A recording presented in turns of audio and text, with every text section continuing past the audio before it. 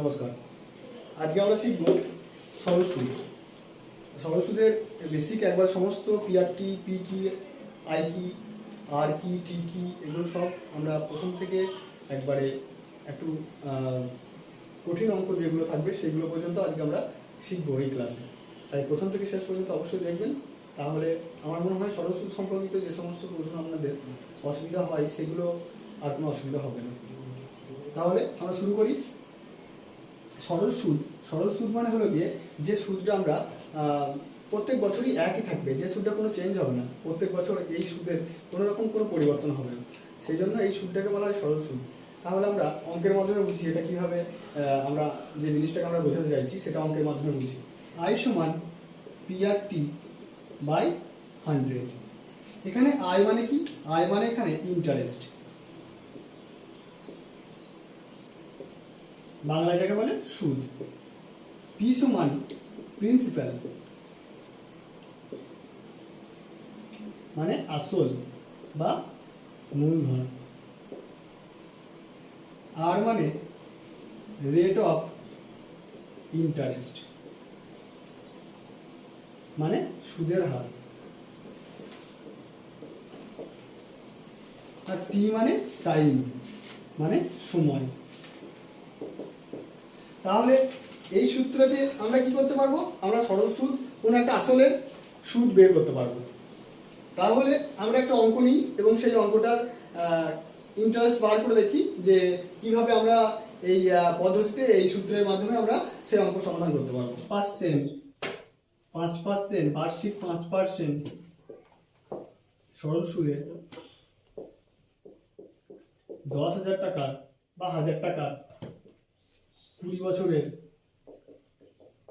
সরল সুদ কত? ঠিক আছে, তাহলে দেখো এটা কি হবে? আই সমান পিআরটি বাই 100। তাহলে দেখো পি কত আছে? 1,000 টাকা, তাহলে 1000 গণিত কত আছে? এটা আর মানে 5 গণিত টি মানে কত? 20 বাই 100। তাহলে এটা কেটে দিলাম, কত হচ্ছে? এই 5 দিয়ে 10 মানে হলো যে 100 গণিত আরেকটা কি এখানে শূন্য আছে, তার 1000 টাকা। কত হচ্ছে? 1000 টাকা। কিন্তু এই 1000 টাকাটা আমরা সঠিক কিভাবে বের করতে পারবো? দেখো এইখানে 5% আছে, এইখানে দেখো 20 আছে, এটা 5 20 100। তাহলে এই 1000-এর 100% মানে 1000ই হবে। তাহলে আমরা কি তখন এই সূত্রটা না করলেও আমাদের হয়ে যাবে। দেখো এইখানে 5% আছে আর এখানে 20 বছর আছে, তাহলে কি হবে? 5 20 100। 5 20 কত হচ্ছে? 100 হচ্ছে। তাহলে দেখো এইটার 100%, এইটা কি হচ্ছে? 1000-এর 100% কত হবে? 1000ই হবে। 1000-এর 100% 1000ই হবে। তাহলে তখন কি আমাদের মুখে মুখেও অঙ্ক উত্তর মানে মুখে মুখেও হয়ে যাবে, এই সূত্রতে না ফেলেও আমাদের এখন উত্তর হয়ে যাচ্ছে। আবার যদি তোমাকে আমি দিই যেটা 20 বছরের জায়গায় আমি যদি তোমাকে এটা 10 বছর দিই, 5% হারি, তখন কত হবে? তখন দেখো 5 10 50, তাহলে 1000-এর 50%, 1000-এর 50% মানে কত? 500। 1000-এর 50% মানে কত হবে? তাহলে 1000 গণিত 50 বাই 100, তাহলে এই দুটো শূন্য কেটে দাও, দেখো 500 হয়ে যাচ্ছে। তাহলে আমি এইখান থেকে কি বুঝতে পারলাম? এখান থেকে বুঝতে পারলাম আই সমান কি হবে? আই সমান এটাও হচ্ছে যে কি রেট অফ ইন্টারেস্ট ইনটু টি সমান কি হচ্ছে? ইন্টারেস্টে বেরিয়ে আসছে, আসলের কত পার্সেন্ট ইন্টারেস্ট সেটা বুঝতে পারবো। মানে আবার যদি তোমাকে আমি দিই এখানে 6% দিলাম ধরো, আর এখানে ধরো 10 বছর দিলাম, তখন এটা কত টাকা হবে? 1000 টাকার। তখন হবে দেখো 6 গণিত 10, এটা 6% আছে, তাহলে 6 গণিত 10, তাহলে কত হচ্ছে আমার? 60% হচ্ছে। কার উপর 60%? 1000 টাকার 60% হবে কি আমার সুদ। তাহলে এই দুটো শূন্য কেটে দিলাম, তাহলে কত হচ্ছে? 600 টাকা। তাহলে দেখো আমার পিআরটি বাই 100 এই সূত্র লাগছে? লাগছে না। তাহলে আমাদেরকে বুঝতে হবে পরীক্ষায় সময় বাঁচানোর জন্য কি কি পথ অবলম্বন করা যায়, যেগুলোতে আমরা খুব সহজভাবে করতে পারবো। তারপরে আবার যদি তোমাকে এখানে আমি দিই, এখানে ধরো দিয়ে দিলাম 15% সরল সুদে 10 বছরে 1000 টাকার কত সুদ হবে? তাহলে কত হচ্ছে? 15 গণিতে কত হবে? 15 গণিত 10 মানে কত? 150%। আর 150% এইটা কত? 1000-এর 150% মানে কত হবে? 1000 গণিত কত? 150 বাই 100। তাহলে এই দুটো শূন্য কেটে দিলাম, কত হচ্ছে? 1500 হচ্ছে। কত হচ্ছে?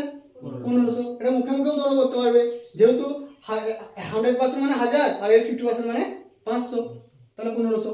ক্যালকুলেশন করার কোনো দরকারই হবে না, মুখে মুখেই উত্তর হয়ে যাবে। তাহলে এইখানে কি দেওয়া আছে, বার্ষিক 6% সরল সুদে 5,760 টাকা 3 বছরের সরল সুদ কত। তাহলে আমাদের সূত্রটা কি আছে, ইন্টারেস্ট, সরল সুদ বের করতে বলেছে। তাহলে আই সমান ইন্টারেস্ট মানে সরল সুদ, তাহলে আই সমান হবে কি PRT/100। এবার আমাকে দেখতে হবে এখানে আই কোনটা, পি কোনটা, আর কোনটা, টি কোনটা, এই অঙ্ক থেকে আমাকে খুঁজে বের করতে হবে। তাহলে এবার এখানে আমার কি আছে, পি সমান কত, পি সমান আছে আমার 5,760, এটা পি আমার, তাই তো, এটা পি। তাহলে পেয়ে গেলাম 5,760। আর মানে কত, আর মানে সুদের হার, রেট অফ ইন্টারেস্ট, সেটা কত 6%, তাহলে গণিত 6। তারপরে কি আছে টি, টি মানে কত 3 বছর, তাহলে 3 বছরে 3 লিখলাম। এরপরে কি হবে বাই 100, বাই কত 100। তাহলে এবার আমরা কাটাকাটি করব, এই শূন্য কেটে গেল, তাই তো। এবার দেখো এই 10টা কিন্তু পুরোপুরি কাটবে না, কারণ কি আমরা জানি 5-এর গুণিতক যেগুলো হবে সেগুলো কি হবে, সেগুলো 0 অথবা 5 দিয়ে কাটবে। তাহলে দেখো এখানে কিন্তু সব 6, 6, 3 এগুলো আছে।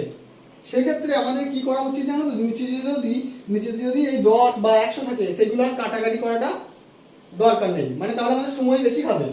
তাহলে আমাদের কি করতে হবে, দেখতে হবে যে 5-এর, আমি দেখছি যে এখানে 5-এর গুণিতক, যে দেখলাম যে 5 আর 0 নেই, এগুলো গুণ করে 5 আর 0 আসছে না।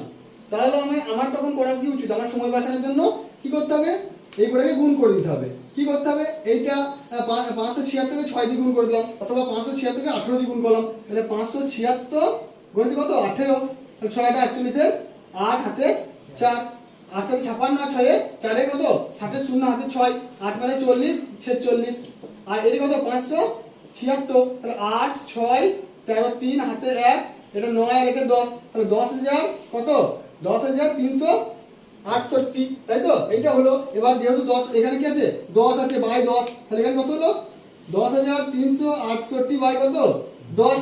এবার এই 10 থাকা মানে কি, উপরে গেলে কি হবে, ডান দিক থেকে এক ঘর আগে একটা দশমিক বসবে, তাহলে কত হবে 1036, মানে 1036 দশমিক কত 8, 1036 দশমিক কত 8, মানে কত 80, তাই তো। তাহলে কত, এই প্রথমেরটা হবে আমার সঠিক উত্তর, বোঝা গেল। দেখো তাহলে এখানে কি বলেছে, দীপক 21,250 টাকা 6 বছরের জন্য কি করছে, 6 বছরের জন্য বিনিয়োগ করে। 26,350 টাকা পেতে গেলে সুদের হার কত হতে হবে। তাহলে এখানে আমাকে দেখতে হবে যে হয়তো কোনো একটা জিনিস দেয়নি, সবগুলোর মধ্যে আমাদের আই সমান PRT/100 এর মধ্যে কোনো একটা জিনিস আমাদেরকে দেবে না, সেই জিনিসটা আমাদেরকে বের করে নিতে হবে। এবার কি বলেছে এখানে আই সমান PRT/100, এখানে দেখতে হবে আইটা, এইটা বলেছে কি, এটা আসল বলে দিয়েছে, এইটা বলেছে কি, বলেছে এত টাকা পেতে গেলে, মানে সুদ আসল হবে, ওটা কি হবে সুদ আসল। তাহলে আমাকে সুদ আসল মানে কি, সুদ আসল মানে হলো কি অ্যামাউন্ট, সুদ আসল মানে কি ইংরেজিতে বলে অ্যামাউন্ট। তাহলে সুদ আসল কত আমার, সুদ আসল হচ্ছে আমার 26,350, আর আসল কত আমার, আসল হচ্ছে আমার 21,250। তাহলে এখানে কি করব, আমি যদি বিয়োগ করে দিই, সুদ আসল থেকে আসল বিয়োগ করে দিই, তাহলে আমার পড়ে থাকবে কোনটা, সুদটা পড়ে থাকবে। তাহলে সুদ সমান কত হবে, তাহলে এখান থেকে বিয়োগ করে দিলাম, তাহলে পড়ে থাকছে সুদ কত পড়ে থাকছে আমার 0, 0, 1, এটা 5, তাহলে 5,100 টাকা আমার সুদ হচ্ছে। তাহলে এখানে আই এর জায়গায় এটা আই বেরিয়ে গেল আমার, তাহলে আই এর জায়গায় বসিয়ে দিই 5,100 টাকা। পি সমান কত, পি সমান আসল সমান 21,250 টাকা। আর সমান কত, আর সমান জানি না, বের করতে হবে আমাকে। টি সমান কত 6 বছর বাই কত 100, এই শূন্য কেটে গেল, 5 4 20, 5 4 20, 5 2 10, 5 5 25, 5 2 10, 2 3 6, এবার এটা কাটি, 3 17 51, তাই তো, এটা 5 8 40, 5 5 25, তাই তো। এবার কত হবে তাহলে, এটা 5 3 15, 5 4 20, তাই তো। তাহলে দুটো কি হলো, দুটো 340 হয়ে গেল। 17 কত, 17 2 17 5, তাহলে 5 4, তাহলে কত হলো, আর সমান হলো গিয়ে কত হলো 4। এই অঙ্কটা দেখো, একটি চাষি 3,600 টাকা বার্ষিক 15% সরল সুদে ধার করলেন, 4 বছর শেষে 4,000 টাকা ও একটি গরু দিয়ে ঋণ পরিশোধ করলেন, গরুটির দাম কত? এই অঙ্কটা কি বলেছে যে এখানে বলে দিয়েছে যে আমার পিটা জানি, আমরা পি পেয়েছি কত 3,600, আর পেয়ে গেছি কত 15%, টি পেয়ে গেছি কত 4,000, একটু 4 বছর, টি কত পেয়েছি 4 বছর 4 ইয়ার্স। আর তাহলে আমাকে বের করতে হবে কি, আমাকে আয়টা বের করতে হবে। 4 বছর পরে আমার কত টাকা ইন্টারেস্ট হলো সেটা বের করলেই আমি বুঝতে পারবো কত টাকা আমাকে সুদ সমেত আসলের সঙ্গে ফেরত দিতে হবে। তাহলে আমি আয়টা বের করি, এখানে আই সমান কি হবে PRT বাই 100।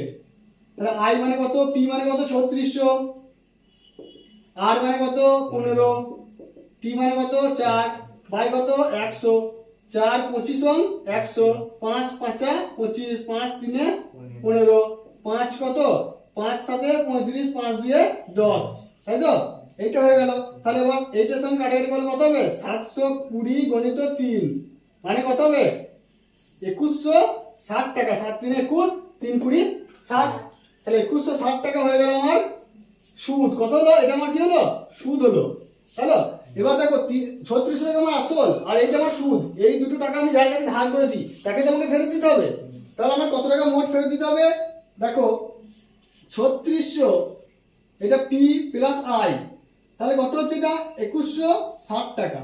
তাহলে এইটা এই পি প্লাস আই হলে কি হবে, এ হবে অ্যামাউন্ট, সুদ এবং আসল মানে কি সুদ আসল, ঠিক আছে? এটা অ্যামাউন্ট কত হচ্ছে 0675, 5700 কত টাকা 60 টাকা আমাকে ফেরত দিতে হবে। কিন্তু আমি দিচ্ছি কি 4,000 টাকা দিচ্ছি আর একটা গরু, তাহলে 4 টাকা আমি এখানে বাদ দিয়ে দিই, তাহলে কত হবে 06 এখানে 7 1, তাহলে 1760 টাকা হবে আমার গরুর দাম।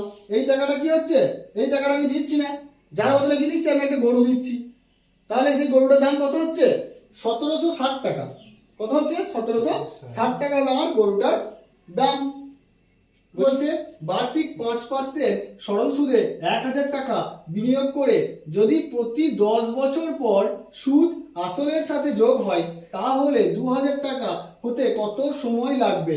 তাহলে এখানে আমি কি পেলাম, পি পেয়ে গেছি, পি সমান 1,000, আই কত আই জানি না, আর সমান কত হবে 5%, টি এখানে দেখো এখানে টিটা একটা 10 বছর বলে দিয়েছে, তাহলে আমাকে 10 বছর পর্যন্ত আগে কি করতে হবে, 10 বছর পর যেহেতু সুদটা আসলের সঙ্গে যোগ হবে তাহলে আমাকে 10 বছর পর্যন্ত কি করতে হবে, আমাকে সুদটা বের করে নিতে হবে।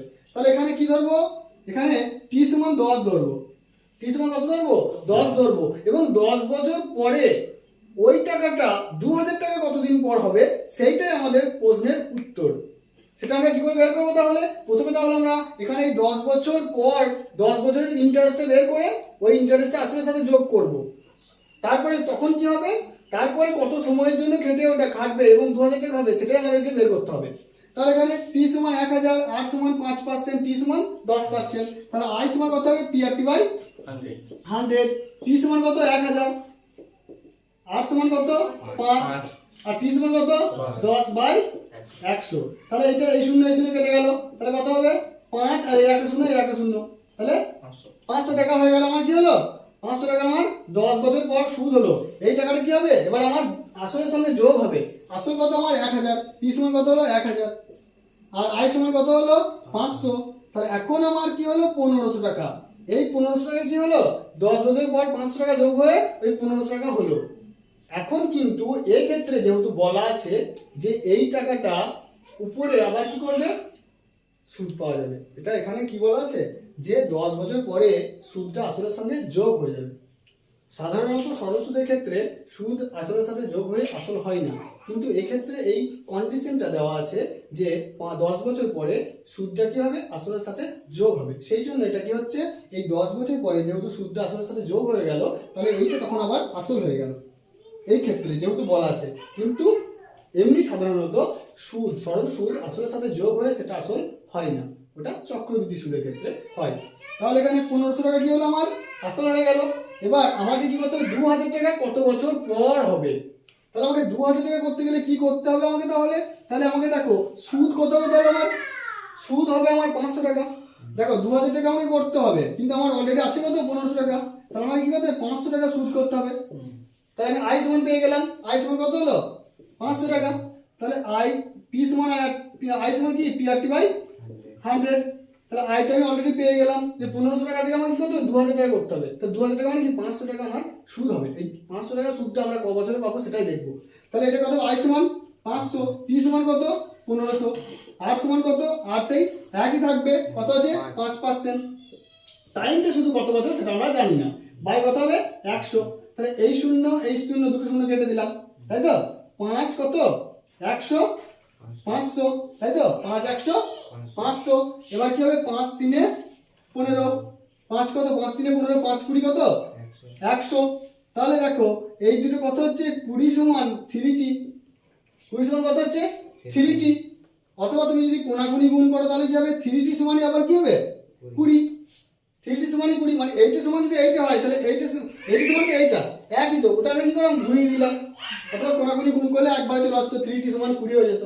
তাহলে t সমান কত হবে 20/3। তাহলে এটা গুণ করলে কত হবে, যেটা আমরা ভাগ করি 20 কে 3 দিয়ে, তাহলে কি হবে আমার 6 পূর্ণ কত হবে 2 এর 3, 6 পূর্ণ 2 এর 3। এইটা হবে কত এত বছরে আমার এই টাকাটা 500 টাকা সুদটা হবে।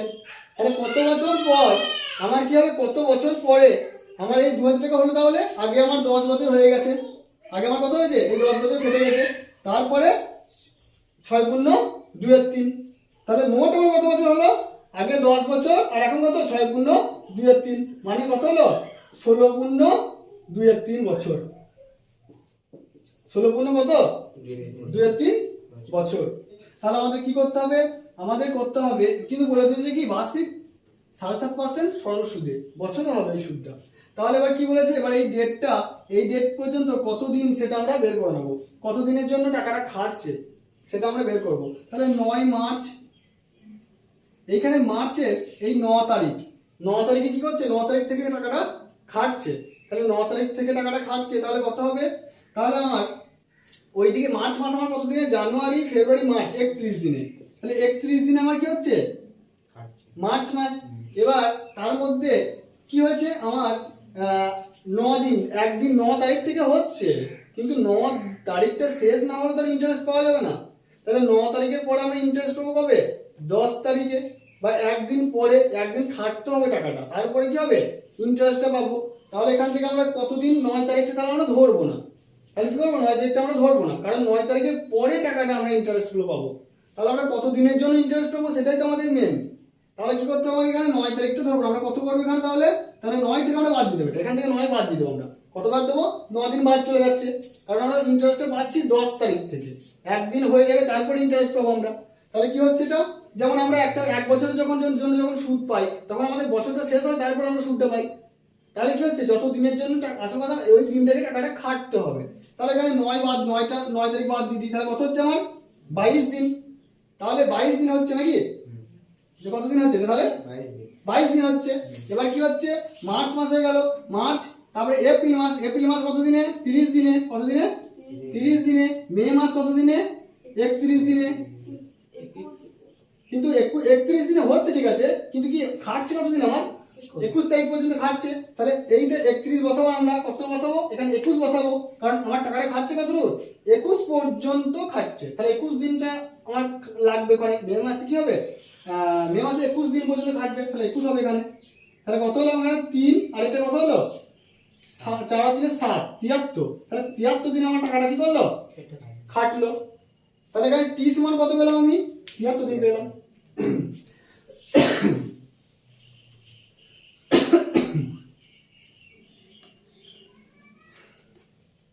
তাহলে আই সমান কি হবে, আই সমান পিআরটি বাই 100।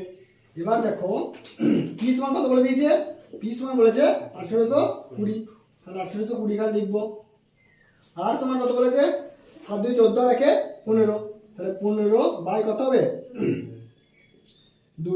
এই 2 গুলো এই যেগুলো উপরে পূর্ণ করে থাকবে না, যেগুলো ভগ্নাংশে থাকবে সেগুলো সব আমরা এই 100 পাশে লিখবো।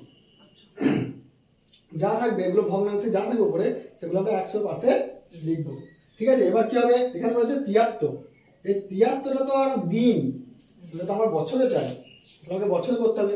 বছর করতে হলে কি করতে হবে 365 দিয়ে আমাকে কি করতে হবে ভাগ করে দিলে হয়ে যাবে। কেন? কারণ 365 দিন সমান 365 দিন সমান কত? 1 বছর। 1 সমান 1/365। আর কত? 73 দিন সমান কত? তাহলে উপরে 73, নিচে 365। তাহলে 365 ভাগ করে দিলে কি হবে? আমার বছর পেয়ে যাবো। তাহলে এখানে 73 বাই কত হবে? 365। যখনই ভগ্নাংশ আসবে উপরে ভগ্নাংশ যেগুলো চলে আসবে যখনই, তখন সবগুলো 100 এর নিচে বসাবে, 100 পাশে বসাবে, 100 পাশে বসিয়ে দেবে। তাহলে কি হবে? 73 5 5 কত হলো? 3 15 হয়ে গেল, তাই তো? এবার এখানে 1820 আছে, তাই তো? এই শূন্য কেটে দিলাম, তাই তো? এবার কি হচ্ছে? 10 দিয়ে 20, এবার 2 দিয়ে কাটে এটা, 2 9 18, 2 1 2, তাহলে কত? 3 1 3, 3 9 27 বাই কত হচ্ছে? 10। আমি বলেছি 10 থাকলে ওটা কাটাকাটি করার দরকার নেই। তাহলে কত হবে? 27.3 টাকা। কি হবে? 27.3 টাকা হবে সুদ। কারণ এই দশমিকটা, এই 10টা কি হবে? যখন উপরে উঠে যাবে তখন ডান দিক থেকে একটা সংখ্যা আগে দশমিক বসবে, এটাই নিয়ম। তাহলে এই সমস্ত অঙ্কগুলো করার পরে আমরা সরল সুদের অনেকটাই জটিলতা কাটাতে পারবো। এরপরেও আরো ক্লাস করা হবে। যদি আরো এর থেকে বেশি মানে ক্লারিফিকেশন চাই, তাহলে অবশ্যই কমেন্টে জানাবেন যে আরো কি কি অঙ্কের উপর, কি কি ধরনের অঙ্কের উপর করা যাবে সরল সুদের আরো ক্লাস, তাহলে সেগুলো জানাবেন। অবশ্যই সেই টপিকের উপর ভিডিও করা হবে।